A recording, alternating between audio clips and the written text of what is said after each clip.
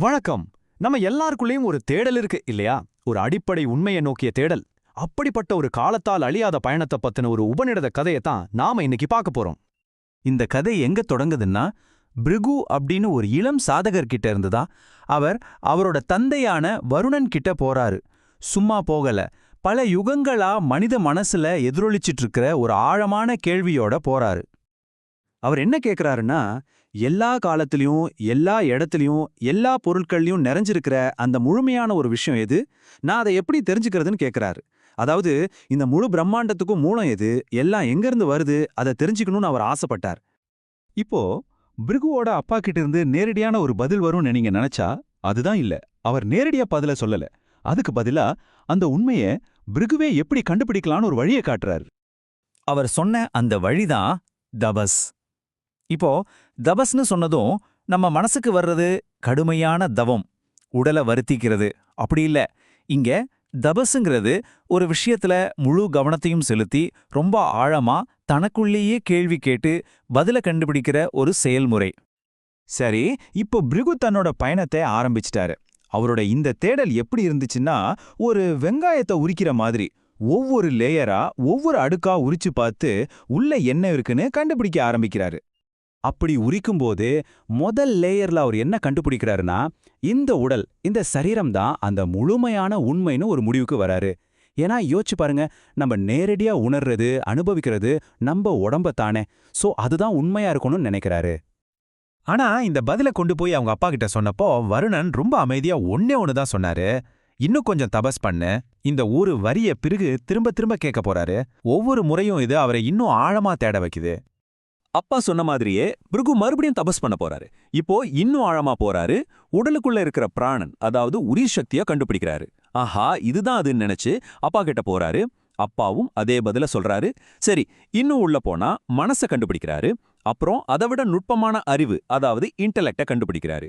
ஒவ்வொரு கட்டத்திலையும் இதுதான் ஃபைனல் ஆன்சர்னு பிருகு நினைக்கிறாரு. ஆனா ஒவ்வொரு தடவையும் இன்னும் கொஞ்சம் தபஸ் பண்ணுன்னு சொல்லி திருப்பி அனுப்பப்படுறாரு.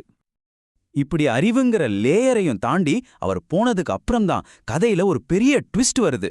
இதுவரைக்கும் லாஜிக்கலா சிந்திச்சு பதில் கண்டுபிடிச்ச பிருகுவோட பயணம் இப்போ நேரடியான அனுபவத்தை நோக்கி நகர ஆரம்பிக்குது. இந்த முறை அவர் அப்பா கிட்ட திரும்பி வராரு. ஆனா கையில பதில் இல்ல. அதுக்கு பதிலா ஒரு புது கேள்வி.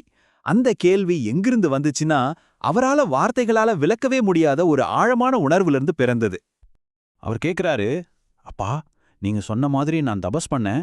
ஆனா இப்ப எனக்குள்ள ஒரு மாதிரி விசித்திரமான ஆனந்தம், ஒரு பேரானந்தம் அதுவா வெளிப்படுறத நான் உணர்றேன். அது என்னப்பா கேக்குறார். இதுதான் அந்த திருப்புமுனை.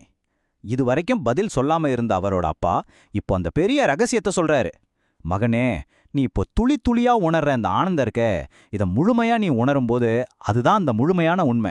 நீ தேடிட்டு இருந்ததே இதைத்தான் சொல்றாரு. இப்போ பிருகுவுக்கு எல்லாம் பள்ளிச்சுன்னு புரியுது. எல்லா டாட்ஸும் கனெக்ட் ஆகுது. அவர் புரிஞ்சுக்கிறாரு, இந்த முழு பிரபஞ்சத்தோட மையத்துல இருக்கிறது வேற எதுவும் இல்ல, இந்த ஆனந்தம்தான். அதாவது இந்த ஆனந்தம்ங்கிறது வெங்காயத்தோட இன்னொரு லேயர் கிடையாது. அதுதான் இந்த வெங்காயத்துக்கே ஆதாரம். உடல், பிராணன், மனம், அறிவு, இந்த எல்லா அடுக்குகளும் அந்த ஆனந்தத்துல இருந்து தான் உருவாகுது. அதுல தான் நிலைச்சு நிக்குதுன்னு அவர் உணர்றாரு. ஓகே, இங்க ஒரு முக்கியமான கேள்வி வருது. அந்த ஆனந்தம்தான் எல்லாத்துக்கும் மூலம்னா, அது ஒரு பெருங்கடல் மாதிரினா, நாம ஏன் அதை எல்லா நேரமும் உணர்றதில்ல? இதுக்கு உபநிடதங்கள்ல ஒரு அழகான உருவகம் இருக்கு. நம்ம மனசு, நம்ம அறிவு, நம்ம கர்மா, இதெல்லாம் ஒரு அடர்ந்த மரத்தோட இலைகள் மாதிரி. அந்த இலைகள் சூரிய ஒளியை மறைச்சு நிக்குது.